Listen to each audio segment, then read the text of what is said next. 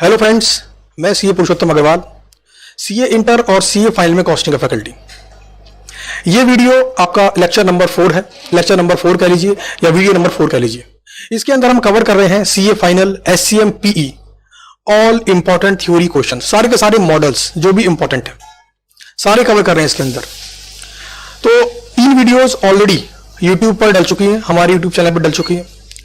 तो अगर आपने वो 3 वीडियोस नहीं देखी हैं तो आप उनको जाकर भी पहले देख लीजिए, और जो स्टूडेंट वो 3 वीडियोस पहले से देख चुके हैं वो कंटिन्यू कर सकते हैं इस वीडियो नंबर 4 को देखना। जैसा कि मैंने आपको बताया कि हर मॉडल के पीछे कोई ना कोई व्यक्ति होता है, कुछ ना कुछ रीजन होता है, तभी वो मॉडल बनता है।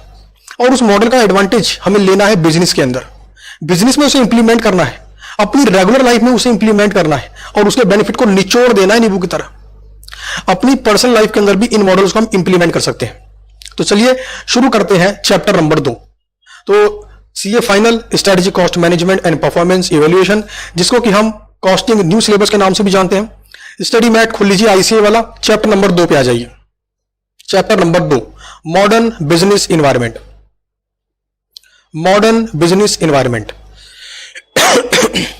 बहुत ही कहानी की तरह, बहुत ही सिंपल लैंग्वेज में, छोटे छोटे एग्जाम्पल से लिंक करके आपको सारे मॉडल्स सिर्फ समझाऊंगा नहीं, फील करवा दूंगा। आप फील करोगे यार इतना आसान था ये मॉडल, आपको उसके बेनिफिट्स फील होंगे, आपको लगेगा हाँ यार बात में तो दम है। चैप्टर नंबर 2, हेडिंग क्या है चैप्टर की? Modern business environment. तो पहले उसके ऊपर बात करते हैं। आज का जो बिजनेस इन्वायरमेंट है वो टोटली चेंज हो गया है 20 साल पहले के बिजनेस इन्वायरमेंट से। आज के 20 साल पहले हमारी जो मार्केट थी वो प्राइस सेंसिटिव थी, यानी कि कस्टमर उन चीजों को खरीदना पसंद करता था जो सस्ती मिलती है। वो डायलॉग है ना वो कि दादा खरीदे पोता बढ़ते, आपने सुना होगा, दादा खरीदे और पोता बढ़ते। तो वो डायलॉग कहां से आया? वो डायलॉग 20 साल पहले आया था कि दादा खरीदे और पोता बढ़ते। मतलब एक ऐसी चीज खरीदो कम रेट पर कि दादा ने खरीदी आज और उसका पोता बढ़ता रहे, इस्तेमाल करता रहे, मतलब दादाजी का बेटा, बेटा का बेटा, यानी कि 3 जनरेशन तक उसका इस्तेमाल किया जा सके। तो वो कॉस्ट इफेक्टिवनेस की बात करते थे, यानी कम कॉस्ट पर एक अच्छा प्रोडक्ट खरीदो, दादा खरीदे पोता बढ़ते। लेकिन अब जमाना बदल गया है। आज की करंट मार्केट की अगर बात करूं, करंट बिजनेस इन्वायरमेंट की अगर बात करूं, मॉडर्न बिजनेस इन्वायरमेंट की अगर बात करूं, तो आज का कस्टमर हो गया है क्वालिटी सेंसिटिव। उसका रीजन है कि ओवर ए पीरियड सभी की इनकम्स में इजाफा हुआ है, इनकम्स में बढ़ोतरी हुई है, और इनकम बढ़ने पर हर व्यक्ति अपना स्टैंडर्ड ऑफ लिविंग बढ़ा देता है। यह एक नॉर्मल टेंडेंसी है। जो पहले फैन में सोया करता था वो कूलर में सोता है, जो कूलर में सोया करता था उसने एसी लगा लिया। तो ये क्या है, जैसे जैसे इनकम बढ़ती है इंसान अपना स्टैंडर्ड ऑफ लिविंग बढ़ाते जाता है। और आपको जानकर खुशी होगी कि इंडिया का जो स्टैंडर्ड ऑफ लिविंग है पिछले 25-30 सालों के मुकाबले इंप्रूव हुआ है, जिसके कारण से कस्टमर क्वालिटी सेंसिटिव हो गया है। अब वो प्राइस पर कम ध्यान देता है, क्वालिटी पर ज्यादा ध्यान देता है। इसीलिए इस चैप्टर के अंदर हम क्वालिटी क्वालिटी क्वालिटी इसी की बात करने वाले हैं। जैसे cost of quality, total quality management. तो ये सारी बातें किसके ऊपर फोकस है? क्वालिटी के ऊपर। तो ये था इस चैप्टर का इंट्रोडक्शन। तो अब आपको बात समझ में आई होगी कि इस चैप्टर के अंदर क्वालिटी के ऊपर इतना फोकस क्यों किया गया है। तो चलिए शुरू करते हैं इस चैप्टर को। आ जाइए आप cost of quality, page number 2.3। बाकी स्टडी मैट में बहुत कुछ दिया है, उसको आप चाहें तो पढ़ सकते हैं, एक बार गो थ्रू तो कर ही सकते हैं। लेकिन जो बात मैं आपको बता दूंगा आप फील करोगे, आपको लगेगा कि यार बात में दम है। आपको लगेगा कि जिस व्यक्ति ने इस मॉडल को लिखा उसकी पूजा करनी चाहिए, आपको दिल से उसको थैंक यू बोलने का मन करेगा। हालांकि ये लिखने लिखाने वाला कल्चर इंडिया में तो अभी है ही नहीं, ये कल्चर है बाहर का। बाहर के लोग अपनी लर्निंग्स को शेयर करते हैं, अपनी सोच को शेयर करते हैं कि मैं ऐसे सोचता हूं, मैं कोई भी डिसीजन ऐसे लेता हूं। लेकिन ये वाला कल्चर हमारे इंडिया में अभी तक नहीं है। अगर कोई रेस्टोरेंट का मालिक कोई नई डिश बना लेता है ना, तो उसके फॉर्मूले को छुपा के रखता है, अपने बच्चों को बताता है, बस अपनी वाइफ को बता देगा, अपनी मदर को बता देगा, अपने फादर को बता देगा, लेकिन बाहर किसी थर्ड पर्सन को नहीं बताएगा। उसे डर है कि फॉर्मूला चुरा ना ले। होना भी चाहिए, बट अगर थोड़ी सी सावधानी लेकर उस फॉर्मूले के ऊपर पेटेंट लेकर अगर मार्केट में उस प्रोडक्ट को आप बड़े स्केल पर लॉन्च करो तो प्रॉफिट हो सकता है। एग्जाम्पल है मैगी। मैगी तो आपने खाई होगी। जब दोस्तों के संग नाइट में पढ़ने की बात आती है तो मैगी की याद आती है, याद आती है। तो वही है ये। तो अब बात करते हैं cost of quality, page number 2.3। यहां पर मैं पहले एक नाम लिखूंगा और ये नाम है मिस्टर डीमिंग। इनका नाम तो बहुत बड़ा है, लेकिन मैंने आखिरी वाला शब्द लिखा है मिस्टर डीमिंग। एग्जाम में भी आप ये लिखेंगे। जैसे मेरा नाम है सीए पुरुषोत्तम लाल अग्रवाल, तो समझ लीजिए कि मैंने यहां पे अग्रवाल लिखा है। समझ गए बात? मैंने यहां पे अग्रवाल लिखा है। तो मिस्टर डीमिंग। सबसे पहले मैं 2 सेकंड के लिए वीडियो को बहुत स्लो करूंगा और आपसे बोलूंगा कि पहले इस नाम को अपने माइंड में रजिस्टर होने दें। Mister dimming, mister dimming. क्योंकि इंडिया के अंदर इस प्रकार के नाम नहीं होते। यहां पर नाम अलग तरीके से रखे जाते हैं। यह नाम बाहर का है, यानी बाहर कोई व्यक्ति है जिसका यह नाम है मिस्टर डीमिंग। तो मिस्टर डीमिंग को इस बात के लिए बहुत पुरस्कार दिए गए, उनको बहुत रिस्पेक्ट दी गई कि उन्होंने क्वालिटी पर फोकस करने की बात कही। उन्होंने बहुत सारी बुक्स लिखी हैं। वो प्रोफेसर भी रह चुके हैं, टीचर भी रह चुके हैं। लेकिन आपको एक दुख भरी बात बताता हूं कि मिस्टर डीमिंग इस वक्त इस दुनिया में नहीं है। वो भगवान के पास जा चुके हैं। लेकिन एक अच्छी बात, 93 ईयर्स की एज में ऊपर गए थे। 93 ईयर्स की एज में, यानी सेंचुरी मारने ही वाले थे, 7 साल कम पड़ गए। तो ऐसे व्यक्ति कोई कोई होते हैं जो इतने गुणी होते हैं कि बिजनेस की बातों को ऑब्जर्व करके पेन पेंसिल लेकर पेपर पर लिख देते हैं और उसके नाम से लोग मॉडल्स बनाकर अपने बिजनेस में इंप्लीमेंट करते हैं, अपना फायदा भी करते हैं, लोगों को जॉब भी देते हैं और इकोनॉमी को भी आगे बढ़ाते हैं। तो सबसे पहले मिस्टर डीमिंग को दिल से शत शत प्रणाम। ये वो व्यक्ति हैं जिन्होंने क्वालिटी के ऊपर बहुत सारी चीजें लिखी, जिन्होंने बताया कि क्वालिटी पर फोकस करने के लिए डिसीजन कैसे लिया जाता है। और इनको बोलते हैं फादर ऑफ क्वालिटी कंट्रोल।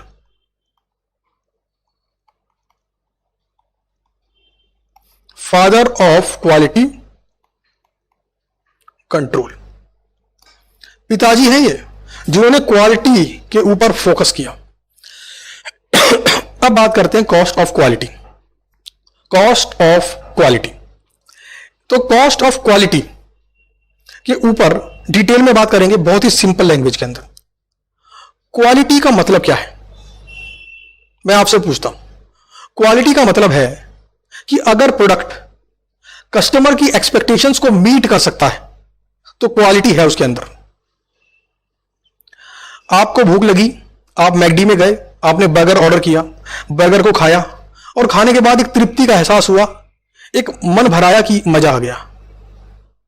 इसका मतलब है उस बर्गर में क्वालिटी है। तो क्वालिटी एक फीलिंग है, एक सेटिस्फैक्शन की फीलिंग है। Quality of product, quality of service जितनी बेहतर होगी उतनी ही मार्केट के अंदर ग्रेटर मार्केट शेयर होगा, उतनी ही बड़ी मार्केट हमारी होगी। तो इसे बोलते हैं क्वालिटी। अब बात करते हैं कॉस्ट ऑफ क्वालिटी। आपको बता दूं, 20 साल 30 साल पहले तक यह बात मानी जाती थी कि अगर पेन को बनाने में कुछ गड़बड़ हुई है, अगर पेन को बनाने में कुछ गड़बड़ हुई है, यह उस तरीके से परफॉर्म नहीं कर रहा जैसा मैनेजमेंट ने सोचा था, तो आज के 25-30 साल पहले सीधे वर्कर के कान पकड़े जाते थे, इंप्लॉय के कान पकड़े जाते थे कि तेरी गलती के चक्कर में यह पेन अच्छा परफॉर्म नहीं कर रहा। यानी क्वालिटी अच्छी है तो मैनेजमेंट हो जाएगा पूरे का पूरा क्रेडिट, और क्वालिटी खराब है तो वर्कर्स को पिटाई पड़ेगी। और पिटाई पड़ने से मेरा मतलब है सैलरी में कट लगेगा, जॉब से निकाल देंगे। तो ये चीजें कब होती थी? आज के 25-30 साल पहले। फिर एक व्यक्ति आए जिन्होंने इस बात को ऑब्जर्व किया कि क्वालिटी प्रॉब्लम्स अगर है, यानी कि वो प्रॉब्लम्स जिनसे क्वालिटी हैम्पर हो रही है, अगर क्वालिटी प्रॉब्लम्स हैं तो वर्कर्स सिर्फ 15% के लिए रिस्पॉन्सिबल है। 85% क्वालिटी प्रॉब्लम्स के लिए मैनेजमेंट रिस्पॉन्सिबल है। उन्होंने इस बात पर जोर दिया और एक अच्छी खासी बुक लिखी इसके ऊपर, और उन्होंने इस बात को बिल्कुल प्रूफ कर दिया कि अगर क्वालिटी में गड़बड़ है तो इंप्लॉय जिम्मेदार है, बट सिर्फ 15% की जिम्मेदारी इंप्लॉय के ऊपर आती है, 85% की जिम्मेदारी आती है टॉप मैनेजमेंट के ऊपर। यानी इनका कहना सिर्फ इतना था कि टॉप मैनेजमेंट को इस बात पर ध्यान देना है कि ये पेन में गड़बड़ क्या रही, ये पेन अच्छा परफॉर्म क्यों नहीं कर रहा। तो उन्होंने ऑब्जर्व किया over a period of time कि मैनेजमेंट ने कम कॉस्ट करने के चक्कर में घटिया मटेरियल मार्केट से खरीद कर लेबर को दिया है कि पेन बनाओ। अब बताओ, जब मटेरियल ही घटिया है, मटेरियल की क्वालिटी बेकार है, तो वर्कर क्या जादू कर देगा इसके अंदर? वर्कर को जो मटेरियल मिलेगा वो उसी के बेस पे काम करेगा। इसका मतलब क्या है कि 100 पेन बनाने में अगर 15 पेन, अगर 100 पेन खराब निकले, 1000 पेन बनाए और अगर 100 पेन खराब बने, तो उन 100 पेन में से 15 पेन खराब बने तो मान लेंगे चलो इंप्लॉय की गलती है, मगर 85 पेन खराब निकले हैं टॉप मैनेजमेंट अधिकारियों, ये आपकी गलती है। ऐसा किसने बताया? मिस्टर डीमिंग ने। और जैसे ही इन्होंने ये वाला कॉन्सेप्ट या ये वाला मॉडल मार्केट में अनाउंस किया, कंपनीज ने इस पॉइंट ऑफ व्यू सोचना शुरू किया कि कैसे टॉप मैनेजमेंट उन 85% क्वालिटी प्रॉब्लम्स को रिजॉल्व कर सकता है। अब देखो, जब क्वालिटी रॉ मटेरियल की कम है, इसका मतलब क्या हुआ कि नई बेहतर क्वालिटी का रॉ मटेरियल मार्केट से खरीदना पड़ेगा। मार्केट से जब बेहतर क्वालिटी का रॉ मटेरियल टॉप मैनेजमेंट खरीदेगा तो क्या होने वाला है? एक्स्ट्रा खर्चा, एक्स्ट्रा कॉस्ट। तो ध्यान देना, क्वालिटी को इंप्रूव करने के लिए मैनेजमेंट ने एक्स्ट्रा खर्चा किया। इनको आपस में जोड़ दो, खर्चा किया, कॉस्ट, क्वालिटी को इंप्रूव करने के लिए क्वालिटी, कॉस्ट ऑफ क्वालिटी। समझ में आई बात कि कॉस्ट ऑफ क्वालिटी ये शब्द कैसे बना? क्वालिटी को इंप्रूव करने के लिए हाई प्राइस पर अच्छा मटेरियल खरीदना पड़ा, कॉस्ट बढ़ गई, तो कॉस्ट बढ़ने से जो क्वालिटी में इंप्रूवमेंट आएगा, इसको क्या बोलते हैं हम? Cost of quality. तो ये मतलब है कॉस्ट ऑफ क्वालिटी का। समझ में आई बात? अब क्वालिटी प्रोडक्ट की अच्छी भी हो सकती है, बुरी भी हो सकती है, अच्छी भी हो सकती है, बुरी भी हो सकती है। पेन बनकर जब सामने आया तो ये अच्छा परफॉर्म भी कर सकता है और खराब परफॉर्म भी कर सकता है। अब ये अच्छा ही परफॉर्म करे, यानी कि पेन जो प्रोड्यूस होकर आए वो अच्छी क्वालिटी का ही हो, इस बात को इंश्योर करने के लिए कुछ खर्च करना पड़ेगा।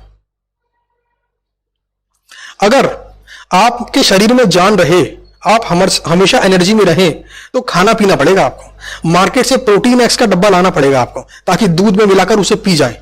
तो कॉस्ट खर्च करेंगे तभी तो क्वालिटी आएगी। समझ रहे हैं? तो कॉस्ट ऑफ क्वालिटी। बात करते हैं बिजनेस की। जब एक प्रोडक्ट का प्रोडक्शन होता है, तो हर कोई इंश्योर करना चाहता है कि उसमें क्या हो? क्वालिटी हो।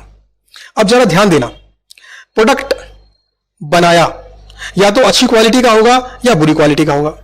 अच्छी क्वालिटी से मतलब है जो मैनेजमेंट चाहती थी वैसा प्रोडक्शन होगा, या जो मैनेजमेंट चाहती थी वैसा प्रोडक्शन नहीं होगा।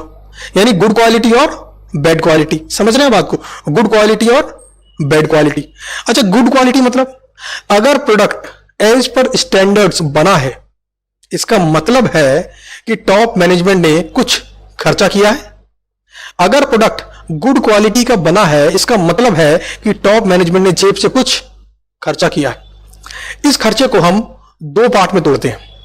पहला खर्चा वो जब प्रोडक्शन हो रहा है, उस टाइम पर बंदा उसे देखते रहे कि प्रोडक्शन ठीक हो रहा है या नहीं हो रहा, प्रोडक्शन ठीक हो रहा है या नहीं हो रहा। तो एक खर्चा तो यह है। दूसरा, इस बात को इंश्योर करना कि घटिया प्रोडक्ट ना बने, डिफेक्टिव प्रोडक्ट ना बने, इसको प्रिवेंट कर सके, एक ये खर्चा। यानी कि प्रोडक्ट अच्छी क्वालिटी का प्रोड्यूस होकर आए, इस बात को इंश्योर करने के लिए खर्चे दो प्रकार के करने पड़ते हैं। सबसे पहला खर्चा वो खर्चा है जो खर्चा इस बात पर किया जाता है कि जब प्रोडक्शन चल रहा है तो उन सारी एक्टिविटीज को मॉनिटरिंग करने वाला खर्चा। जैसे बिल्कुल शुरू से लेते हैं, मटेरियल खरीद के लाए, कौन सा मटेरियल लाए, कहां से लाए, इसकी क्या क्वालिटी है, लेबर कौन सी इस्तेमाल कर रहे हैं, स्किल्ड, अनस्किल्ड, सेमी स्किल्ड। जहां पर वर्कर काम कर रहे हैं वहां प्रॉपर वेंटिलेशन है, प्रॉपर वर्किंग एनवायरनमेंट है, वहां पर एसी वेसी लगा हुआ है ताकि वर्कर आराम से काम कर सके, है कि नहीं है। इन सब बातों को मॉनिटर करना, और इसको मॉनिटर करने के लिए जो खर्चा होता है उसको बोलते हैं अप्रेजल कॉस्ट। टेक्निकल शब्दों में कौन सी कॉस्ट? Appraisal cost. यानी cost incurred on monitoring of activities related to quality, इसे बोलते हैं अप्रेजल कॉस्ट। दूसरा खर्चा क्या है? अभी भी क्वालिटी की इंप्रूव करने की बात करें, गुड क्वालिटी की बात करें, दूसरा खर्चा क्या है कि डिफेक्टिव प्रोडक्ट प्रोड्यूस ना हो जाए। डिफेक्टिव प्रोडक्ट प्रोड्यूस ना हो जाए, इस बात को इंश्योर करने के लिए जो खर्चा हो रहा है वो क्या है? Prevention cost. नाम से पता पड़ रहा है, प्रिवेंट करो, ऐसा मत होने दो, ऐसा मत होने दो। तो यानी कि डिफेक्टिव प्रोडक्ट का प्रोडक्शन मत होने दो। पढ़ाई करते वक्त अपना समय खराब मत होने दो, प्रिवेंट करो। तो वो कॉस्ट जो डिफेक्टिव प्रोडक्शन नहीं होने देती, इस बात को इंश्योर करती है, उसे बोलते हैं प्रिवेंशन कॉस्ट। और वो कॉस्ट जो प्रोडक्शन होते वक्त क्वालिटी वाला गुड्स निकले, इस बात को इंश्योर करने के लिए जो एक्टिविटीज होती हैं प्रोडक्शन से रिलेटेड, उन सब के ऊपर अपनी नजरें गड़ाए रखे, उनको मॉनिटर करते रहे, इसे बोलते हैं अप्रेजल कॉस्ट। एग्जाम्पल के लिए, जब आप पढ़ाई कर रहे हैं, जब आप पढ़ाई कर रहे हैं तो पढ़ाई करते वक्त आपका समय खराब ना हो, इसे बोलेंगे प्रिवेंशन। आपका समय खराब ना हो, इसे बोलेंगे प्रिवेंट करो कि समय खराब ना हो, प्रिवेंशन। लेकिन जब आप पढ़ाई कर रहे हैं तो आप पढ़ाई आसानी से कर पाए, पढ़ाई करने में कोई दिक्कत ना आए, इस बात को इंश्योर करने की जिम्मेदारी किसकी है? फैमिली के मेंबर्स की, कि आपको टाइम पर खाना अवेलेबल हो, आपको अच्छा पानी वानी अवेलेबल हो, आपके स्टडी रूम में एसी लगा रखा हो, या आपका स्टडी रूम प्रॉपर वेंटिलेशन वाला हो, ताकि आप आराम से पढ़ाई कर सके। तो इन बातों को मॉनिटर करना कि आपका काम आराम से हो सके, इसे बोलते हैं अप्रेजल। इसके लिए आपको अपने पेरेंट्स को प्रेज करना चाहिए, अप्रेजल। और आपकी पढ़ाई ठीक हो, आप समय की बर्बादी ना करें, यानी उसे प्रिवेंट करें, इसे बोलते हैं प्रिवेंशन। तो ये तो बात थी गुड क्वालिटी की, यानी कि गुड क्वालिटी इंश्योर करने के लिए जो खर्चे किए जाते हैं वो खर्चे इस प्रकार से होते हैं। मगर मैं आपको बता दूं, इतना सब कुछ करने के बाद भी हो सकता है कि प्रोडक्ट की क्वालिटी हो पुअर। क्या हो? Poor quality. ओहो, इतनी जान लगाई, इतना खर्चा किया, एक सुपरवाइजर को बिठा दिया कि वर्कर कैसे काम कर रहे हैं देखते रहो, उसके बाद भी प्रोडक्ट सही क्वालिटी का प्रोड्यूस नहीं हुआ। अब क्या करें? अब इसके ऊपर फिर खर्चे होंगे, अब इसके ऊपर फिर खर्चे होंगे। प्रोडक्ट डिफेक्टिव निकला है, अगर यह बात आपको पता लग जाए, अच्छी बात है, इससे आपकी रिप्यूटेशन खराब नहीं होगी। अगर प्रोडक्ट खराब निकला और कस्टमर तक पहुंच गया और कस्टमर बता रहा है कि साहब प्रोडक्ट खराब है, तो कंपनी की रिप्यूटेशन खराब हो गई। तो प्रोडक्ट घटिया निकला, लेकिन आपको कंपनी में मालूम पड़ गया कि यार ये प्रोडक्ट डिफेक्टिव बन गया है, तो क्या करेंगे? अब पता लग गया डिफेक्टिव बन गया है, तो कुछ खर्चे करेंगे इसको ठीक करने के लिए, ताकि दोबारा से ये परफेक्ट बन जाए। इनको बोलते हैं internal failure cost. Good quality का प्रोडक्ट बनाने में फेल हो गए, अब उसको ठीक करने के लिए खर्चा कर रहे हैं, इसको बोलते हैं इंटरनल फेलियर कॉस्ट। इसको मैं दोबारा से बोलता हूं, एक लाइन इसमें ऐड करना रह गई। गुड क्वालिटी का प्रोडक्ट बनाने में फेल हो गए, ये बात कस्टमर को डिस्पैच करने से पहले पता लग गई, यानी इंटरनल। अब इसे ठीक करने के लिए खर्चा करना पड़ रहा है, इसे बोलते हैं इंटरनल फेलियर कॉस्ट। समझ में आ गई बात? अब अगला क्या? अगर हमें पता नहीं पड़ा अगर हमें पता नहीं पड़ा तो डिफेक्टिव प्रोडक्ट पैक होकर कस्टमर तक पहुंच जाएगा। और एक बार डिफेक्टिव प्रोडक्ट अगर पैक होकर कस्टमर तक पहुंच गया तो कस्टमर फोन मिला के क्या बोलेगा? सर ये आपने बुक्स भेजी थी सर, इसमें कुछ बुक्स ना फटी हुई हैं सर। ओहो, कुछ बुक्स के सर पेपर मिसिंग है अंदर। ओहो, तो ये क्या हो गया? External failure cost. अब क्या करना पड़ेगा? मुझे बोलना पड़ेगा स्टूडेंट को कि इन बुक्स को दोबारा से मुझे कोरियर कर दो, है ना? मैं आपको नया सेट भेजूंगा या नई किताब भेजूंगा। 1000 में एक ऐसा केस हो सकता है, मैं आपको नया सेट भेजूंगा। तो अब ये क्या है? External failure cost. प्रोडक्ट की क्वालिटी, प्रोडक्ट गुड क्वालिटी में नहीं हुआ, गुड क्वालिटी का प्रोडक्ट बनाने में कंपनी फेल हुई। ये बात कस्टमर को भेजने तक पता नहीं पड़ी, हमने कस्टमर को भेज दिया। फिर कस्टमर ने बताया, जो कि हमारे ऑर्गेनाइजेशन के आउटसाइड रहता है, एक्सटर्नल है, उसने बताया कि प्रोडक्ट में डिफेक्ट है। उस डिफेक्ट को ठीक करने के लिए फिर से खर्चा करना पड़ा। इसको बोलते हैं एक्सटर्नल फेलियर कॉस्ट। समझ में आ गई बात? किसको बोलते हैं प्रिवेंशन कॉस्ट, किसको बोलते हैं अप्रेजल कॉस्ट, किसको बोलते हैं इंटरनल फेलियर कॉस्ट, और किसको बोलते हैं external failure cost.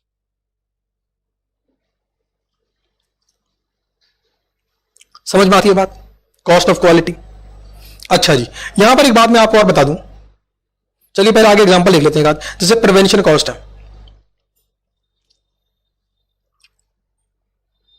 Prevention cost, supplier evaluation, ये क्या है? Prevention cost example. फिर उसके बाद है आपका अप्रेजल कॉस्ट। अप्रेजल कॉस्ट का एग्जांपल है आपका verification, internal failure cost, retesting, rework. Rework मतलब फिर से काम करो उसी के ऊपर। प्रोडक्ट बनाया बट मजा नहीं आया, डिफेक्टिव बन गया। एक्सटर्नल में क्या होगा? वारंटी क्लेम्स, कंप्लेन करेगा, रिटर्न करेगा, हमें रिपेयर करना पड़ेगा, ये सारे खर्चे। तो आपको समझ में आया होगा यहां तक आसानी से कि आखिर क्या है कॉस्ट ऑफ क्वालिटी। ये शब्द कैसे बना cost of quality? Quality cost को हम 4 पार्ट में क्यों तोड़ते हैं? सब कुछ बात आपको समझ में यहां तक आ गई होगी। अब बढ़ते हैं आगे। यहां पे आ जाओ। यह है आपका page number 2.7।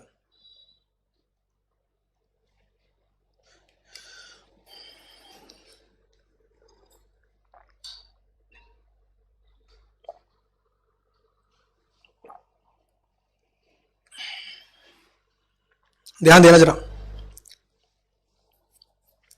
Cost of good quality मतलब कॉस्ट ऑफ कंट्रोल, तो इसे कॉस्ट ऑफ गुड क्वालिटी भी कहते हैं।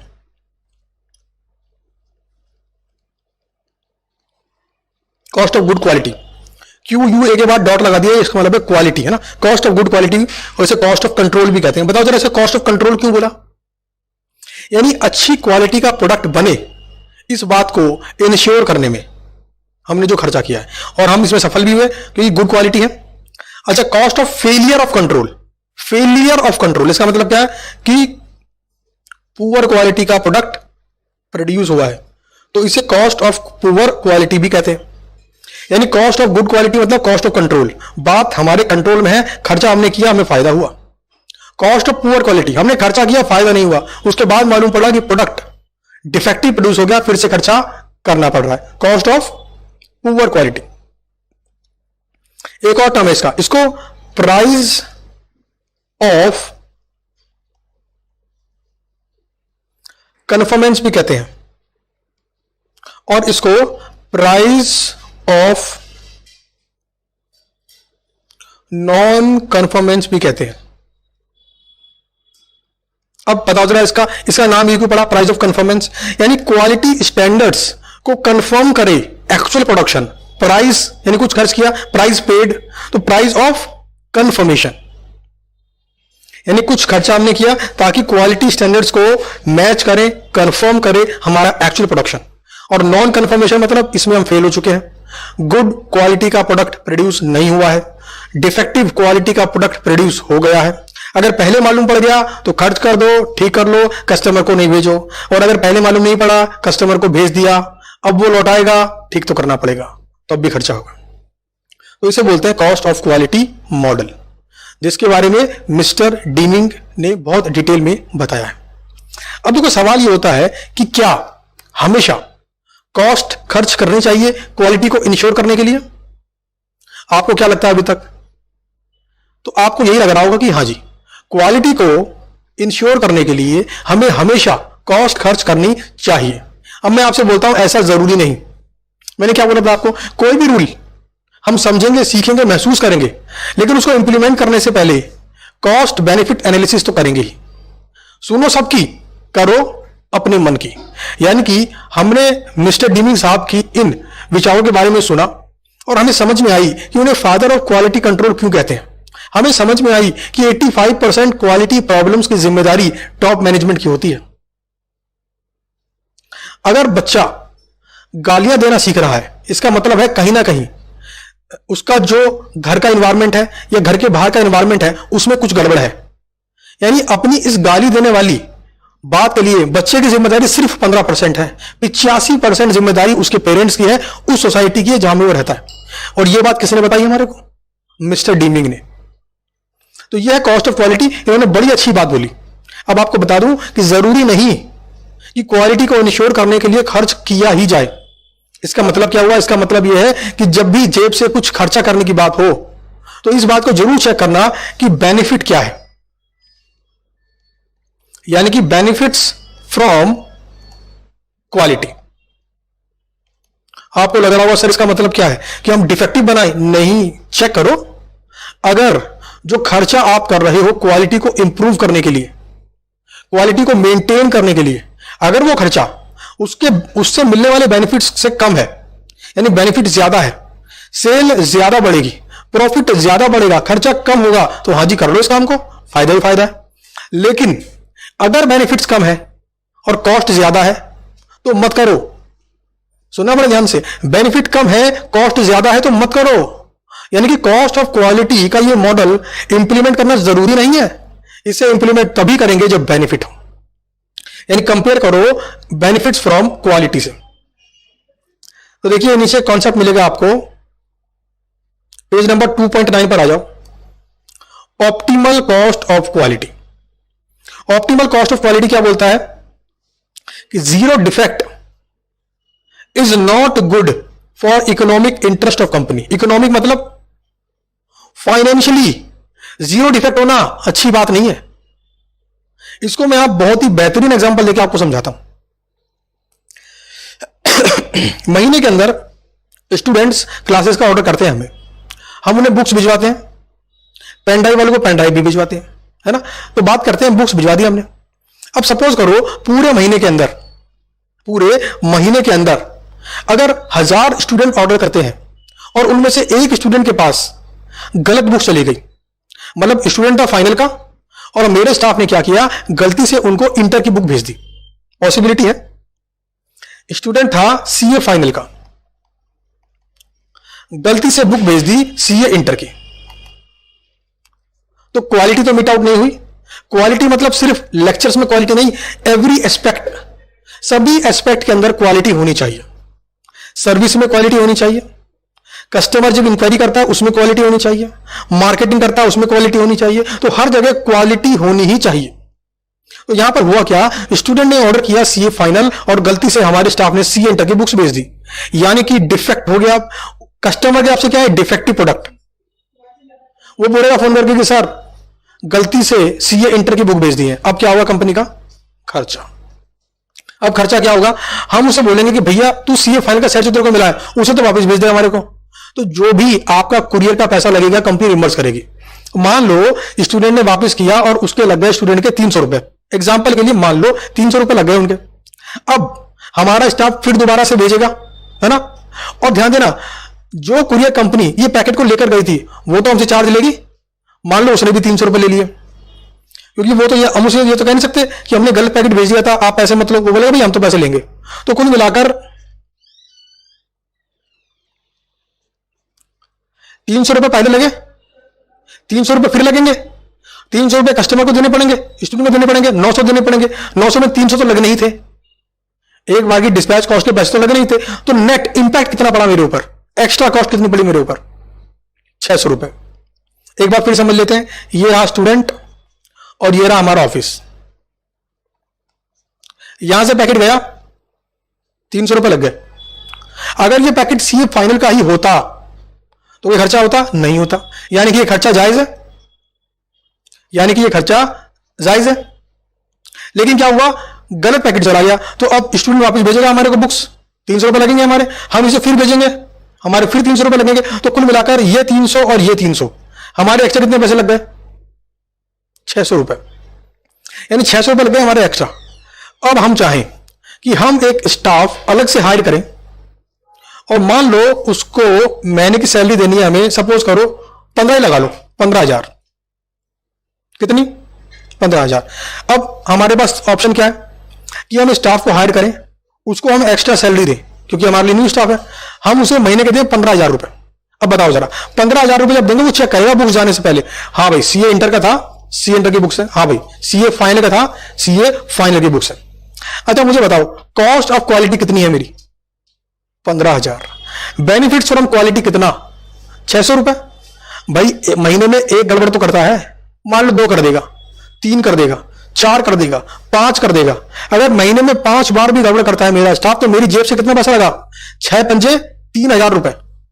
अब 3,000 रुपए को बचाने के लिए अगर 15,000 रुपए मैं खर्च करूं कॉस्ट ऑफ क्वालिटी के नाम पर, तो क्या जस्टिफाइड है?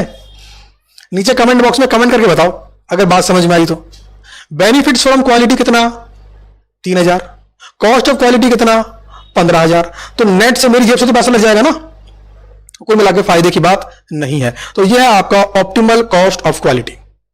अच्छा, मैं आपको एक बात और बता दूं कि कॉस्ट ऑफ क्वालिटी को PAF मॉडल के नाम से भी जानते हैं, prevention, appraisal and failure model.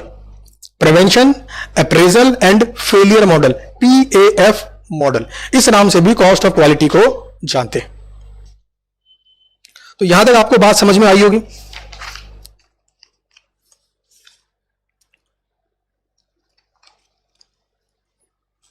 आगे चलते हैं। तो कॉस्ट ऑफ क्वालिटी का तो यहां पर हमने अच्छे से बात कर ली। अब आगे बढ़ते हैं model number 2, total quality management. आ जाओ भाई, टोटल क्वालिटी मैनेजमेंट।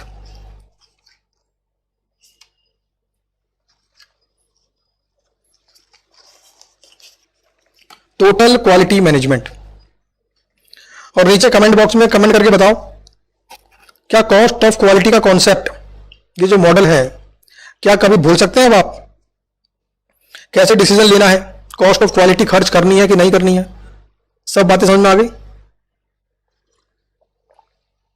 एग्जाम के अंदर ऐसा हो सकता है कि आपको एक क्वेश्चन मिल जाए, जैसे मैंने एग्जांपल लिया अपना खुद का, और आपको बताना हो कि बताओ कंपनी को क्या appraisal cost, prevention cost, internal failure cost या एक्सटर्नल फेलियर कॉस्ट खर्च करनी चाहिए।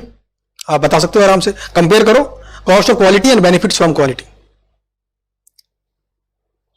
अब है आपका model number 2, total quality management. यहां पर भी मैं 2 नाम लिखता हूं, पहले उन नाम को अपने दिमाग में रजिस्टर होने दो।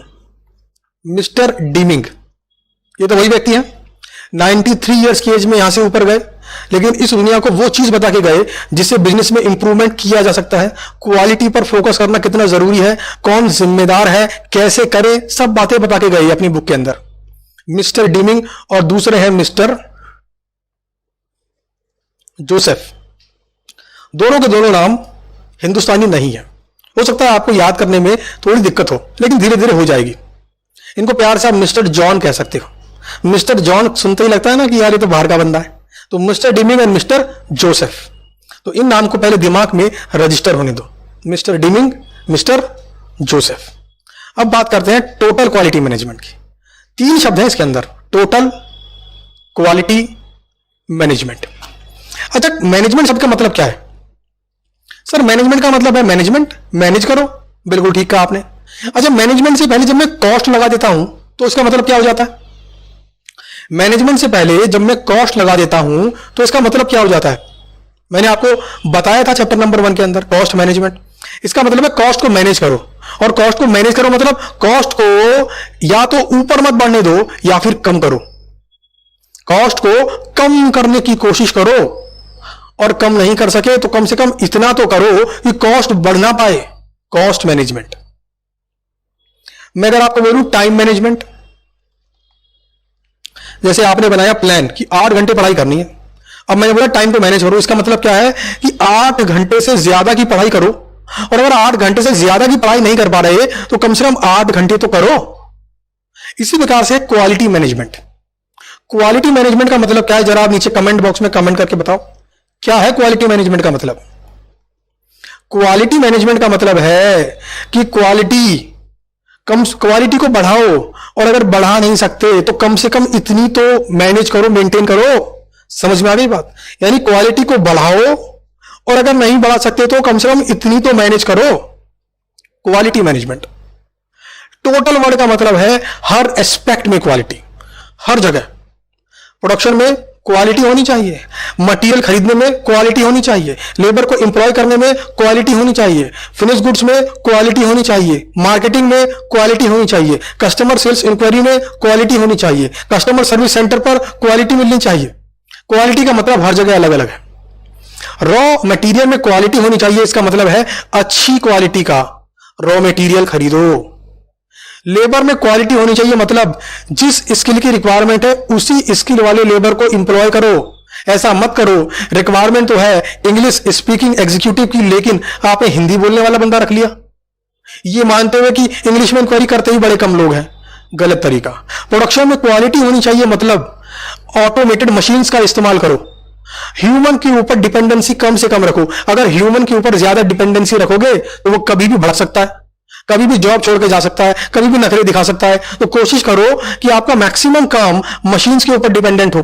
मशीन्स धोखा नहीं देती, कभी कभी खराब जरूर हो जाती है, बट मशीन कभी धोखा नहीं देगी, कभी नखरे नहीं खाएगी। तो ये चीज है क्वालिटी। तो मिस्टर डीमिंग जी ने और मिस्टर जोसेफ ने लिखाया कॉन्सेप्ट टोटल क्वालिटी मैनेजमेंट। तो ये है टोटल क्वालिटी मैनेजमेंट। हर एस्पेक्ट पर, चाहे मार्केटिंग हो, प्रोडक्शन हो, सेल्स हो, परचेजिंग ऑफ रॉ मटेरियल हो, हर एस्पेक्ट पर आपको क्वालिटी मैनेज करनी है। मतलब क्वालिटी को या तो बढ़ाओ, और अगर बढ़ा नहीं सकते तो कम से कम मेंटेन तो करो। तो यह आपका total quality management. Total quality management के अंदर है 6C, 6 वादे हैं।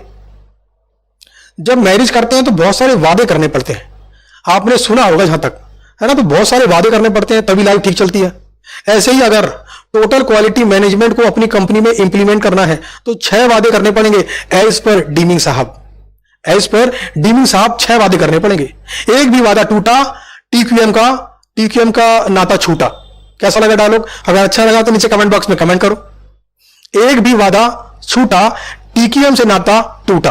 अगर अच्छा लगा तो नीचे कमेंट बॉक्स में कमेंट करो और मुझे बताओ कि कैसे समझ में आ रहा है कि नहीं आ रहा है। तो यहां पर हम बात कर रहे हैं समझ से ऊपर की, यानी कि सुपर से भी ऊपर।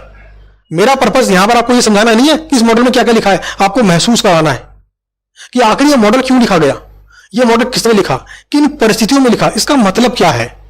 आपको कभी याद नहीं करना पड़ेगा। ये टीक्यूएम मॉडल की डेफिनेशन आप याद कर रहे हो एग्जाम के लिए कि एग्जाम में लिखना है, टीक्यूएम आ गया तो केस स्टडी आ गई तो लिखना पड़ेगा। समझ में आती है बात? तो 6 वादे। सबसे पहला है कमिटमेंट।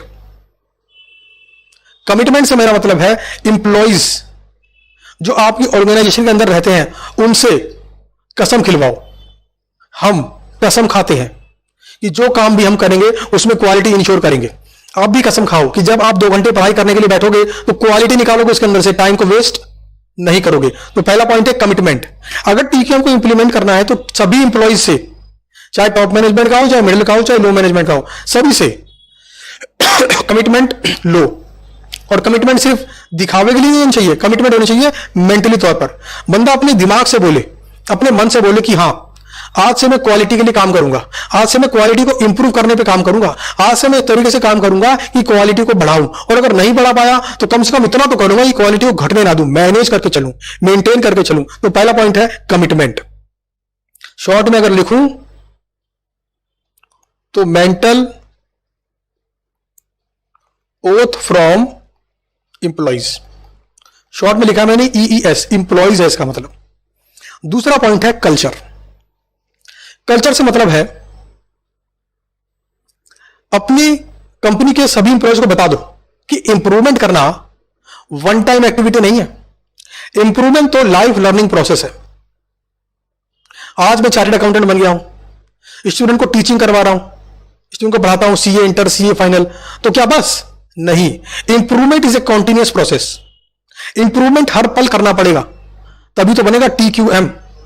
तो ऐसा कल्चर डेवलप करो अपनी कंपनी के अंदर कि उनको लगे कि improvement is not a one time process, it is a life learning process.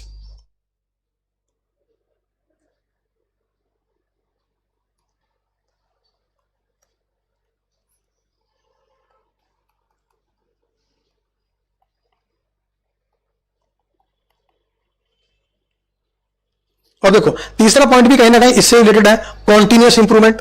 तो improvement is not one time process. और साथ ही में अपनी ऑर्गेनाइजेशन के अंदर एक क्रिएटिव थिंकिंग के ऊपर जोर दो, यानी कि फोकस ऑन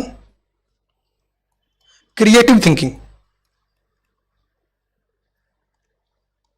क्रिएटिव थिंकिंग क्या होती है? क्रिएटिव थिंकिंग कुछ नया सोचना, कुछ नया सोचना कि नए तरीके से कैसे काम करें। देखो पुराने तरीकों से अगर काम करते रहोगे तो कंपनी में इंप्रूवमेंट कहां से आएगा? अगर आपका पढ़ाई करने का पैटर्न यही है, सीए फाउंडेशन में वही था, इंटर में वही था, दोनों जगह आपकी रैंक नहीं आई, पास होने के वांदे हो गए, पास होने में दिक्कत हुई, इसका मतलब है कुछ ना कुछ प्रॉब्लम है। कुछ क्रिएटिव थिंकिंग करो, नया आइडिया लेकर आओ, उसको इंप्लीमेंट करो, उसके ऊपर काम करो। अब ये नया आइडिया या तो खुद से डेवलप करो या फिर ऑब्जर्व करो कि जो रैंक होल्डर्स हैं, टॉपर्स हैं, वो कैसे पढ़ाई करते हैं, कितनी पढ़ाई करते हैं। आपको यहां पे बता दूं कि टॉपर और रैंक होल्डर और जो नॉर्मल पास आउट है उसमें सिर्फ एक ही डिफरेंस होता है, वो बार बार रिवाइज करते हैं, बार बार रिवाइज करते हैं, बार बार रिवाइज करते हैं। अच्छा, बार बार रिवाइज करते हैं, मैंने बोला इसका मतलब क्या है? वही चीज बार बार पढ़ते हैं। और एक नॉर्मल पास करने वाला स्टूडेंट आज पढ़ी एक किताब, सर और क्वेश्चन है क्या? फिर दूसरी किताब, सर और क्वेश्चन है क्या? तीसरी किताब, सर और क्वेश्चन है क्या? It is a wrong process. Exam के लिए at least it is a wrong process. Life में जब कल को आप सीए बनने के बाद किसी कंपनी में लगोगे as a cost management accountant, यानी जब कॉस्टिंग डिपार्टमेंट के आप हेड बन के बैठोगे ना, उस टाइम पे कितना भी लर्न करो, कोई लिमिट नहीं है लर्न करने की। पढ़ो उनकी books, mister dimming, mister Joseph, Michael Potter, बहुत सारे नाम पढ़ेंगे अभी हम आगे। पढ़ो उनकी बुक्स। ये वो व्यक्ति हैं जिन्होंने बिजनेस कैसे करना है इसके ऊपर स्ट्रेस देते हुए काफी सारी बुक्स लिखी हैं। यहां पर तो कुछ मॉडल्स हैं सी फाइनल के अंदर, कुछ मॉडल्स, बहुत सारे मॉडल्स ऐसे हैं जो हमारे स्टडी मेट के अंदर नहीं है अभी। तो ये लगा लो कि आप 10% मॉडल सिर्फ पढ़ रहे हो अभी। तो लाइफ में लर्निंग प्रोसेस करो। Improvement is not a one time process. चलिए आगे बढ़ते हैं। अगला पॉइंट है आपका कोऑपरेशन। कोऑपरेशन मतलब सभी इंप्लॉइज आपस में कोऑपरेट करें। अगर लो लेवल इंप्लॉय ने कोई सजेशन दिया तो टॉप मैनेजमेंट या मिडिल मैनेजमेंट उसे कंसीडर करे, उसको सोचे एक बार बैठकर, उसको प्लस माइनस बताए इंप्लॉय को। भले ही वो आइडिया रिजेक्ट हो जाए, बट रिजेक्ट होने से पहले उस इंप्लॉय को मालूम होना चाहिए कि उसका आइडिया रिजेक्ट क्यों हुआ। समझ रहे हैं बात? और वो इंप्लॉय भी इतना ओपन माइंडेड होना चाहिए कि इस बात को समझ सके कि हाँ, इसमें इस आइडिया में फ्लॉ है, इस आइडिया में कमी है। तो ऑब्जर्वेशन स्किल आपकी अच्छी होनी चाहिए। और चौथा पॉइंट क्या था? कॉपरेशन, प्रेम भाव। इंप्लॉइज अगर भाईचारे के रूप में काम करें तो कंपनी बहुत तेजी से आगे बढ़ती है। इसका एग्जांपल मैंने आपको दिया था, धीरू भाई अंबानी। शुरुआत के 50 इंप्लॉइज उनके फैमिली मेंबर थे, उनके दोस्त थे, रिलेटिव थे, जानकार थे, जिन्होंने कंपनी को कंपनी ना मानते हुए अपना ड्रीम मानकर काम किया। मेरा सपना है ये मानते हुए कंपनी में काम किया और आज रिजल्ट आपके सामने है। कितनी बड़ी कंपनी है आपको बताने की जरूरत नहीं है, क्या क्या बेचती है आपको बताने की जरूरत नहीं है। ये कहां से आया? कॉपरेशन। तो कॉपरेशन अगर है तो क्वालिटी को अचीव कर पाना पॉसिबल है। फिर उसके बाद है fifth point, customer focus. Customer दो तरीके के होते हैं, एक इंटरनल और एक एक्सटर्नल। ध्यान देना, वो इंप्लॉइज जो आपके रिलेटिव्स नहीं है, जो आपके फैमिली से नहीं है, जो आपके जानकार नहीं है, वो इंप्लॉइज भी आपके कस्टमर हैं, उनको भी खुश रखना जरूरी है। अगर आपके घर के रिलेटिव्स हैं, घर के जानकार हैं, दोस्त हैं, वो आपकी कंपनी में काम कर रहे हैं, एक बार को वो ना खुश हो जाएं तब भी वो काम करेंगे, काम को बंद नहीं करेंगे। अगर आपस में तू मैं हो गई तब भी वो काम को जारी रखेंगे, वो है कंपनी का असली ओनर। लेकिन एक व्यक्ति जो कंपनी का एम्प्लॉय है और आपके डांटने पर गुस्सा हो जाता है तो वो कंपनी का एम्प्लॉय है, यानी कि वो भी कस्टमर है, इंटरनल कस्टमर, उसको भी खुश रखना कंपनी की जिम्मेदारी है। तो फिफ्थ पॉइंट बोलता है customer focus. Internal customer as well as external customer दोनों को खुश रखो। Sixth point, control. कंट्रोल से मतलब है जो काम अभी कर रहे हो उसको लिखो। हालांकि इंडिया में ये कल्चर है ही नहीं कि हम लिखें कि आज हमने कितने घंटे पढ़ाई की। अरे जब तक आप लिखोगे नहीं तो पता कैसे पड़ेगा? किताबें लेके तो आप बैठ जाते हो पूरे 8 घंटे, 10 घंटे, 12 घंटे, लेकिन आउटपुट तो आ ही नहीं रहा। कुछ ना कुछ तो फ्लॉ है, कुछ ना कुछ तो कमी है। तो 6 पॉइंट क्या बोलता है? Document the current practice. Current practice को लिख कर रखो, उसके बाद न्यू प्रैक्टिस को इंप्लीमेंट करो और देखो क्या चेंज आया, क्या इंप्रूवमेंट आया, क्या क्वालिटी आई। क्वालिटी आई तो मजे आ गए। हम क्या कर रहे हैं? TQM। तो यहां पर है 6C और हर कोई स्टार्ट होता है C से, इसलिए क्या बोला? 6C। तो ये है TQM के वो 6 वादे जो कंपनी के अंदर करने पड़ेंगे, तभी TQM टोटल क्वालिटी को मैनेज कर पाना पॉसिबल है।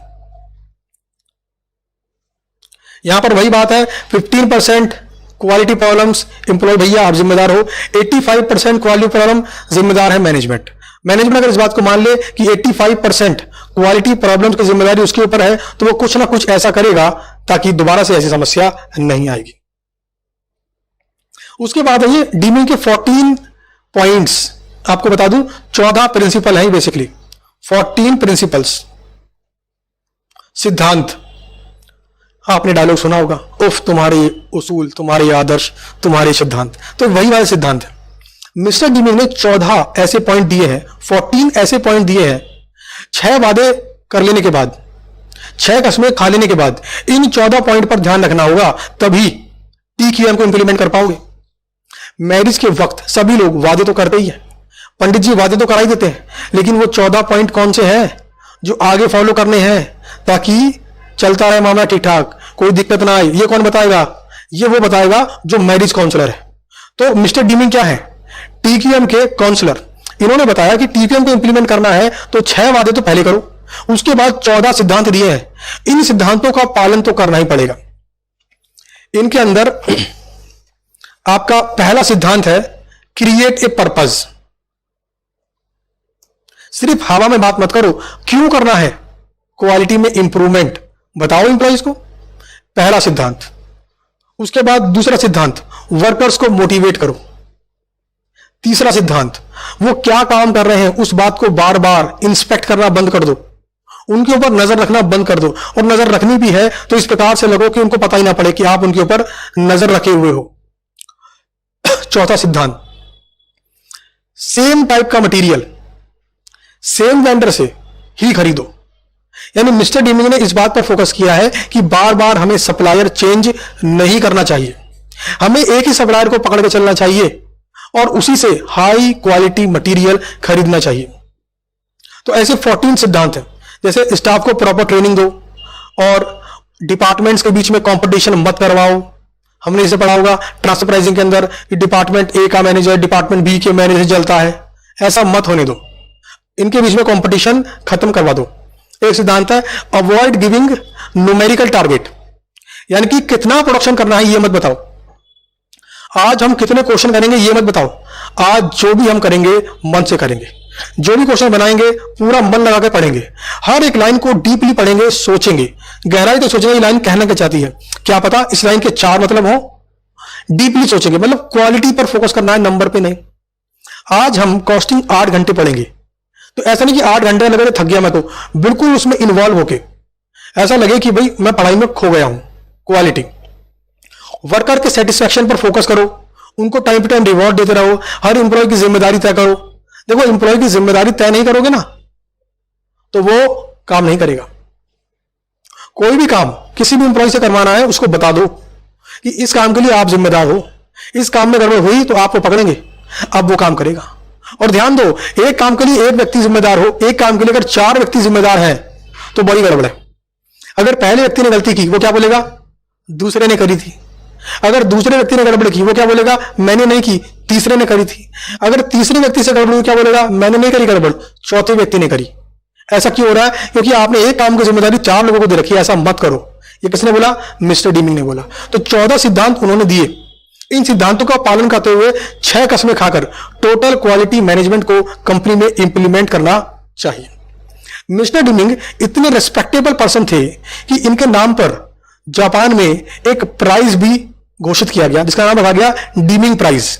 क्या नाम रखा गया? Deming prize. तो ये सारे के सारे 14 पॉइंट्स हैं, मैंने आपको शॉर्ट में बता दिए हैं, एक बार यहां से आप पढ़ लेना इनको।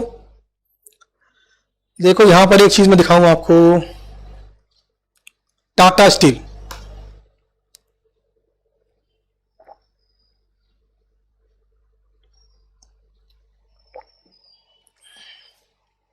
टाटा स्टील कंपनी का नाम सुना होगा आपने। इस कंपनी को डीमिंग प्राइज मिला था। देख रहे हो आप कितने रेस्पेक्टेबल पर्सन थे मिस्टर डीमिंग। उनके नाम पर प्राइज, सोचो मिस्टर डीमिंग के नाम पर डीमिंग प्राइज। जिस कंपनी को डीमिंग प्राइज मिलता है इसका मतलब होता है कि उसने कोई जबरदस्त क्वालिटी में इंप्रूवमेंट किया। तो बताता हूं आपको कि टाटा स्टील कंपनी ने आखिर ऐसा किया क्या था। आप पहले पढ़ेंगे पॉइंट नंबर 4, सिद्धांत नंबर 4। इस सिद्धांत नंबर 4 को इंप्लीमेंट करके टाटा स्टील कंपनी को मिला था डीमिंग प्राइज। सिद्धांत नंबर 4 क्या बोलता है? Move towards a single supplier for any one item. Multiple suppliers mean variation between feed stock. Simple language में बताऊं तो डीमिंग साहब ने सिद्धांत नंबर 4 में बोला एक प्रकार का मटेरियल एक प्रकार के सप्लाई से ही खरीदो। सॉरी, एक प्रकार का मटेरियल एक सप्लायर से ही खरीदो, मतलब सप्लायर बार बार चेंज मत करो। इनके इस सिद्धांत नंबर 4 को टाटा स्टील कंपनी ने इंप्लीमेंट कर दिया और उसके बेस पर उसको मिला डीमिंग प्राइस। बताता हूं आखिर उन्होंने ऐसा किया क्या था। इससे आपको मोटिवेशन मिलेगा। कल को आप भी अगर अपनी कंपनी खोलते हो और कोई जबरदस्त इंप्रूवमेंट आप कर देते हो, तो देखो आपने डीमिंग साहब को कौन से वाला प्रिंसिपल फॉलो किया और क्वालिटी में क्या जबरदस्त इंप्रूवमेंट लेकर आ गए। और अप्लाई करो डीमिंग प्राइस के लिए। गूगल पे सर्च करना how to apply for Deming prize, आपको मालूम पड़ेगा प्रोसेस कैसे अप्लाई करना है। मिलना है कि नहीं मिलना है वो जूरी तय करेगी, लेकिन आपको पता तो पड़ेगा ना कि 14 प्रिंसिपल्स में से कौन सा प्रिंसिपल आपने अच्छे से इंप्लीमेंट किया। चलो बात करते हैं टाटा स्टील कंपनी की। टाटा स्टील कंपनी ने प्रिंसिपल नंबर 4 को इंप्लीमेंट किया और डीमिंग प्राइस को ऑब्टेन किया। कुछ समय पहले एक ऐसा दौर चल रहा था जहां पर टाटा स्टील कंपनी द्वारा यूज किया गया रॉ मटेरियल का प्राइस बहुत वेरी कर रहा था, यानी कभी ऊपर कभी नीचे, कभी ऊपर कभी नीचे, कभी ऊपर कभी नीचे। मतलब इनके रॉ मटेरियल प्राइस के अंदर बहुत ज्यादा वेरिएशन थी। अब चक्कर क्या है कि अगर मटेरियल कॉस्ट में इतनी वेरिएशन हो तो कंपनी इस बात को तय नहीं कर पाती कि सेलिंग प्राइस क्या रखे। सेलिंग प्राइस कम रख दिया तो नुकसान हो जाएगा, सेलिंग प्राइस ज्यादा रख दिया तब भी नुकसान है, कस्टमर खरीदेगा नहीं। तो ऐसे में इस कंपनी ने क्या किया, मिस्टर डीमिंग का प्रिंसिपल नंबर 4, एक सप्लायर पकड़ो। तो इस कंपनी ने क्या किया, एक सप्लायर को आइडेंटिफाई किया और देखा कि ये सप्लायर अच्छी क्वालिटी का रॉ मटेरियल सप्लाई करता है। तो इस कंपनी ने उस सप्लायर के संग एक लॉन्ग टर्म एग्रीमेंट कर लिया। लॉन्ग टर्म एग्रीमेंट, कुछ सालों का था वो एग्रीमेंट, लॉन्ग टर्म एग्रीमेंट कर लिया और उस लॉन्ग टर्म एग्रीमेंट के अंदर उस सप्लायर से इस रॉ मटेरियल का प्राइस फिक्स करवा लिया। दोनों पार्टी इस बात पर एग्री हो गई कि हां जी, इस प्राइस के ऊपर आप रॉ मटेरियल सप्लाई करेंगे और हम खरीदेंगे। तो इस कंपनी ने इसी बेस पर कि इन्होंने प्रिंसिपल नंबर 4, सिद्धांत नंबर 4 इंप्लीमेंट करके कंपनी के अंदर उस वेरिएशन को हटा दिया, क्वालिटी में इंप्रूवमेंट आ गया, अच्छी क्वालिटी का मटेरियल गोडाउन में आ गया और इनको क्या मिल गया, डीमिंग प्राइस। तो आपको बात समझ में आई कि कैसे टाटा स्टील कंपनी ने डीमिंग प्राइस हासिल किया।